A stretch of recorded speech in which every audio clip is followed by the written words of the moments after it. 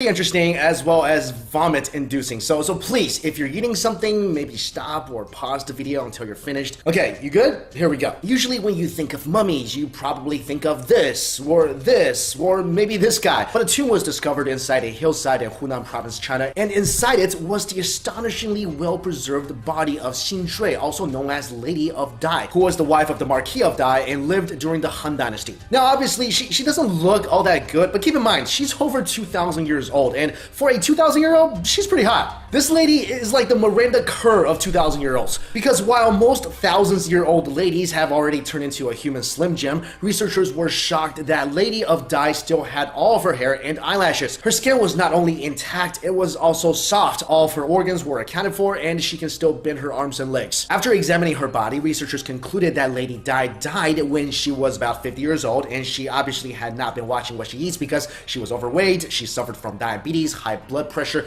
and a severely damaged heart. She was discovered to have been buried in more than 20 layers of silk and then sealed within 4 coffins packed with charcoal and sealed with clay. It was so airtight that bacteria could not even get in, which made her the best preserved mummy and by default the hottest mummy ever. Now, I've said this in a lot of videos and I'll say here as well, but I really don't feel good about researchers digging up old bodies in the name of science. I mean, most people choose the way they are to be buried based on their culture or religious beliefs, and yeah, I get that people digging up these guys don't really give a hoot about that, but it's a respect thing, you know? It's almost like there's a time limit, and if that passes, we can just go ahead and stop respecting the dead and just dig them back up. You know what, guys? From now on, I am absolutely rooting for the mummy curses to be real and all those who are disturbing their peace to be punished. I mean, think about it. How would you like it if 2,000 years later, they dig you back up, they put you in a lab, all the press is around, and they're poking at your body going, yeah, this person may have had one too many candy bars. I mean, a lot of you may not care because you're dead, but I care. So that's why I'm team mummy all the way. So let me know in the comments below, are you team mummy or are you team mummy diggers? Next up, this story is just pee-inducing creepy. You know how I always say that little girl ghosts are the scariest things ever? Because first, they are tiny,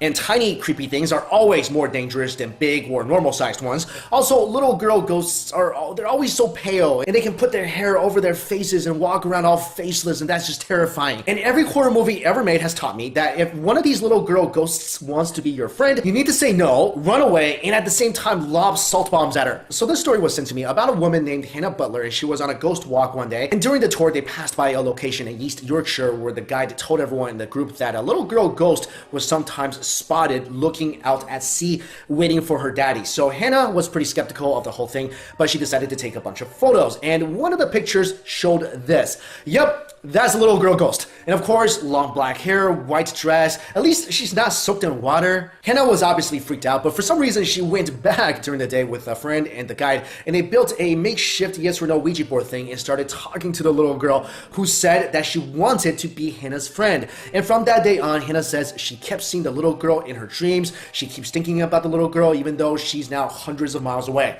Hannah says she's now afraid of dark rooms because she feels like the little girl could just be standing in the corner, which she probably is.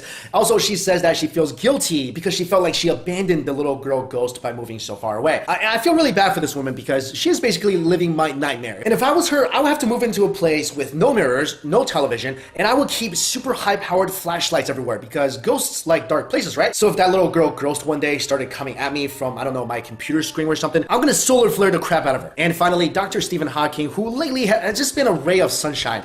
He said that we are living through the most dangerous time in the history of the human race, which I have to agree. He named overpopulation, climate change, and diseases as just some of the threats facing our planet. In an article for The Guardian, Hawking said, "For me, the really concerning aspect of this is that now more than at any time in our history, our species needs to work together. We face awesome environmental challenges, climate change, food production, overpopulation, the dissemination of other species, epidemic disease, acidification of the oceans. Together, they are a reminder that we are at the most dangerous moment in the development of humanity. We now have the technology to destroy the planet on which we live, but have not yet developed the ability to escape it. Perhaps in a few hundred years, we will have established human colonies amid the stars, but right now, we only have one planet, and we need to work together to protect it." Also, Hawking just recently said that we've only got about 1,000 years left on this Earth, and the only way to save humanity is to migrate to another planet. So, yeah, like I said, just a ray of sunshine, this guy, but seriously, I don't disagree with him, because it's true. It just seems like this whole world is just people hating on each other. You know, the best thing may just be an alien invasion, and then we can somehow finally put our differences aside and listen to a speech about not going quietly into the night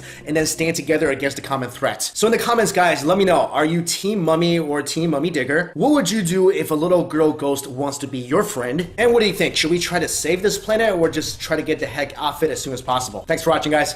See you. Hey guys, it's Mike Chen. This story we're about to talk about is pretty interesting as well as vomit inducing. So please, if you're eating something, maybe stop or pause the video until you're finished. Okay, you good? Here we go. Usually when you think of mummies, you probably think of this, or maybe this guy. But a tomb was discovered inside a hillside in Hunan province, China, and inside it was the astonishingly well-preserved body of Xin Shui, also known as Lady of Dai, who was the wife of the Marquis of Dai and lived during the Han Dynasty. Now obviously, she doesn't look all that good, but keep in mind, she's over 2,000 years old, and for a 2,000-year-old, she's pretty hot. This lady is like the Miranda Kerr of 2,000-year-olds, because while most thousands-year-old ladies have already turned into a human Slim Jim, researchers